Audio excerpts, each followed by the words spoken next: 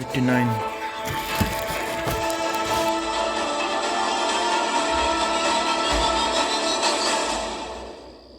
आदित्य का उस न्यूज की तरफ और भी ज्यादा ध्यान चला गया था और वो एंकर का एक एक शब्द सुन रहा था। उसने मन में प्लान कर लिया था कि जिस तरीके से भी हनी ट्रैप से बचा जा सकता है, उसके अपोजिट तरीके से ही वो सुशील को इसमें फंसाने की कोशिश कर पाएगा। उसने टीवी पर देखकर सारी चीजें समझ ली थी। तब उसे समझ में आया कि सुशील को इसमें फंसाने के लिए उसे किसी लड़की की मदद लेनी पड़ेगी। उसने सोचा कि उसके पास दो ही ऑप्शन हैं।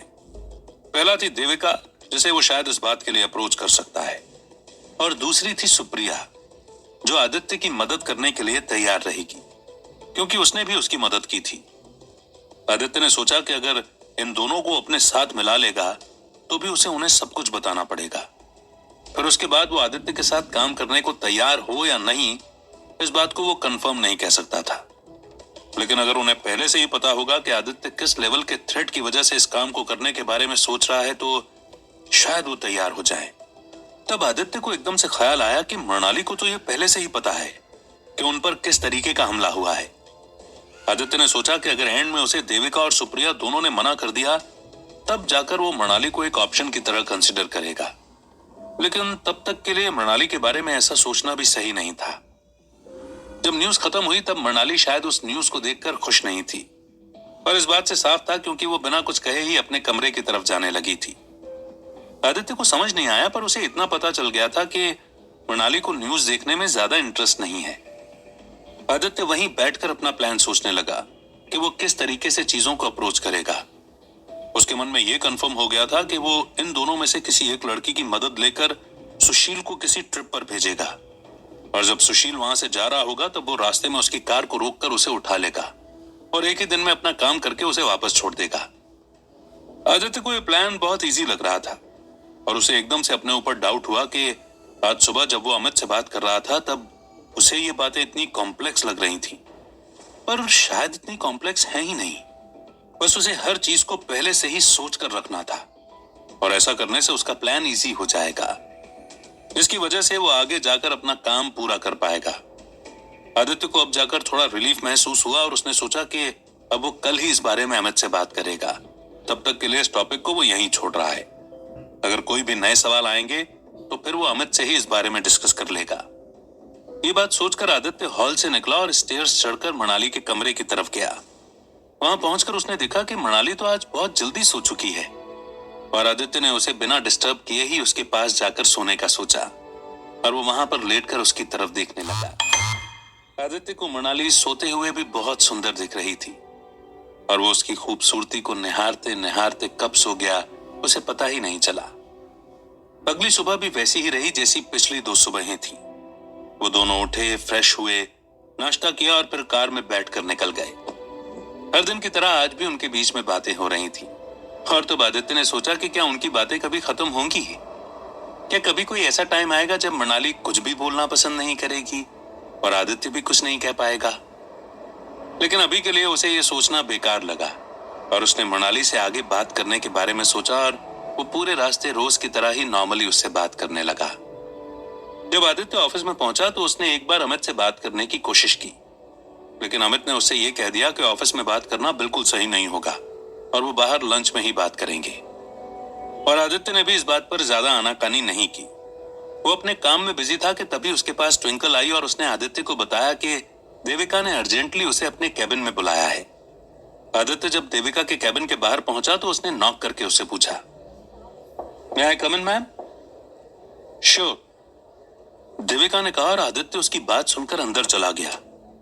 जब आदित्य गेट बंद करके देविका की तरफ पलटा तो उसने देखा कि देविका बहुत चिंता में दिख रही है। उसे इस तरह चिंता में देखकर आदित्य ने उससे पूछा, "क्या हो गया देविका? Everything fine?" "नहीं आदित्य, कुछ भी ठीक नहीं है." "क्यों देविका? क्या हो गया?" "आप पहले बैठ जाइए, फिर हम बात करते हैं," देविका ने कहा, और आदित्य उसकी बात सुनकर उसके अपोजिट वाली चेयर पर बैठ गया। तब देविका ने उसकी तरफ चिंता में देखा और कहा, "there is a problem Aditya." "हाँ बताओ, मैं सुन रहा हूं। अब मैं आपको कैसे बताऊं, लेकिन कल शाम को जब माँ ने आपको ऑफिस के बाहर खड़ा हुआ देखा और मेरी तरफ हाथ हिलाता हुआ देखा तो उन्हें मुझ पर बहुत गुस्सा आया। उन्होंने घर पहुंचते ही मुझे इतना डांटा कि मैं आपको क्या बताऊं। उन्होंने मुझे कहा है कि आज के बाद मैं आपसे और दीदी से सिर्फ वर्क रिलेटेड बात के अलावा कोई भी दूसरी बात नहीं करूं। इसीलिए मैंने आपको यहाँ बुलाया है, ताकि मैं आपको क्लैरिफाई कर सकूं कि अगले कुछ दिन मैं आपसे बात नहीं करूं तो आप ये मत समझना कि मैंने कुछ किया है। मेरी माँ की आदत ही ऐसी है और मुझे पता है कि वो थोड़े दिन में सही हो जाएगी, इसलिए आप ज्यादा लोड मत लीजिएगा। और दीदी को भी मैंने इस बारे में बता दिया है। कोशिश आप भी यही करना कि जितना कम हो सके मुझसे बात कीजिएगा, वरना। देविका बीच में कहती कहती रुक गई और तब आदित्य ने देखा कि वो और भी चिंता में लग रही है। उसने फिर देविका से पूछा, वरना क्या देविका? वरना ये कि माँ आपको और दीदी को तो कुछ नहीं कर पाएंगी, लेकिन मुझे यहाँ से निकाल देंगी। उन्होंने मुझे धमकी दी है कि अगर मैंने आपसे बात करना बंद नहीं की तो वो मुझे यहाँ से निकालकर अमेरिका भेज देंगी और उसके बाद वहां पर मेरी शादी भी करा देंगी, just to keep me away from you and दीदी। इसलिए मैं आपसे रिक्वेस्ट करती हूँ कि थोड़े दिन के लिए जैसा चल रहा है वैसा चलने दीजिएगा। इसमें रिक्वेस्ट की कोई बात नहीं है देविका। अगर तुम चाहती हो कि मैं तुमसे बात नहीं करूं तो नहीं करूंगा, तुम इसकी चिंता मत करो। मैं कभी भी अपनी वजह से तुम्हें परेशानी नहीं आने दूंगा। तुम इन सारी बातों को अपने मन से निकाल दो और बस अपने काम पर फोकस करो। That's it. लाइफ में ये छोटी मोटी चीजें तो चलती रहती हैं। थैंक यू आदित्य जीजू। इट्स नॉट जीजू, इट्स आदित्य देविका मैम। आदित्य ने एक स्माइल के साथ कहा और देविका के चेहरे पर भी स्माइल आ गई। फिर आदित्य वहां से बिना कुछ कहे ही निकल गया। वो जब काम कर रहा था तब उसके मन में यह आया कि अब वो देविका से तो मदद बिल्कुल नहीं मांग सकता, तो उसका एक आखिरी ऑप्शन सुप्रिया ही बची है। उसने अपने काम के बीच में मौका देखा और गूगल पर सर्च करके सुप्रिया के बुटीक का नंबर निकालकर सुप्रिया को फोन लगाया। उसे पता चला कि सुप्रिया कुछ महीनों के लिए यहाँ से कहीं जा चुकी है और अपना बिजनेस एक्सपेंड करने के बारे में सोच रही है, इसलिए वो आदित्य से नहीं मिल सकती।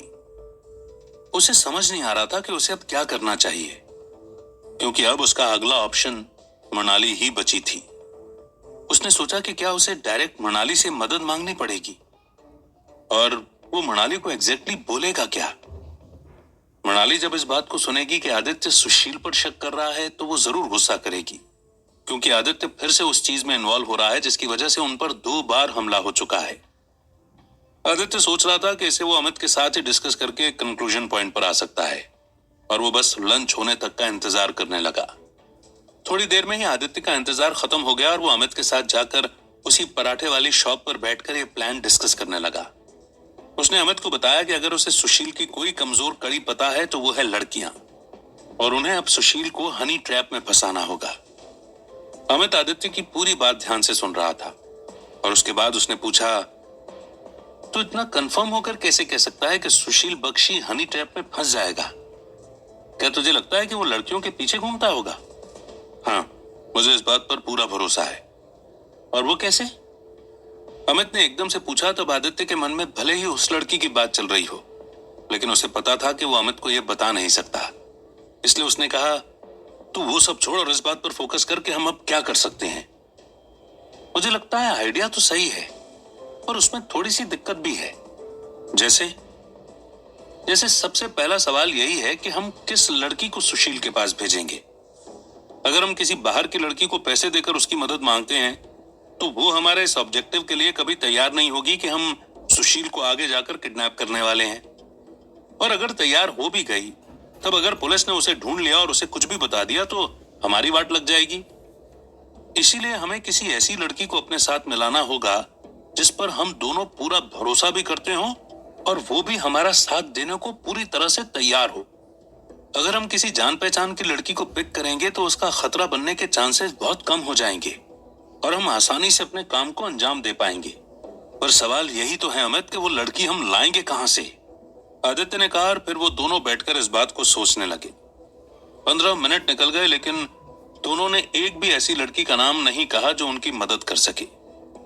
आदित्य के मन में बार बार मनाली का नाम घूम रहा था, पर वो अमित के सामने कुछ नहीं कहना चाहता था। उसने एक पल के लिए सोचा कि अगर वो किसी भी कंक्लूजन पर नहीं आ पाएगा तो एक बार मनाली से बात करेगा कि वो कुछ ऐसा प्लान कर रहा है, और मनाली को मनाने की कोशिश भी करेगा ताकि वो उसकी मदद करे। पर आदित्य भी इस बात को लेकर श्योर नहीं था कि मनाली उसकी मदद करेगी या नहीं। जब वो दोनों इस बात को सोचकर थक गए तो चलते चलते ऑफिस में आ गए, जहां पर अपनी डेस्क पर बैठकर अभी भी वो यही बात सोच ही रहे थे कि तभी उनके सामने ट्विंकल आई और उसने पूछा, हेलो गाइस, क्या सोच रहे हो तुम दोनों? आदित्य और अमित ने एक बार ट्विंकल की तरफ देखा और फिर एक दूसरे की तरफ। दोनों की आंखें ऐसे चमक रही थी जैसे कि दोनों एक ही बात सोच रहे हों। अगर उन्हें किसी लड़की की मदद चाहिए जिस पर वो भरोसा भी कर सकते हैं, तो वो ट्विंकल भी हो सकती है।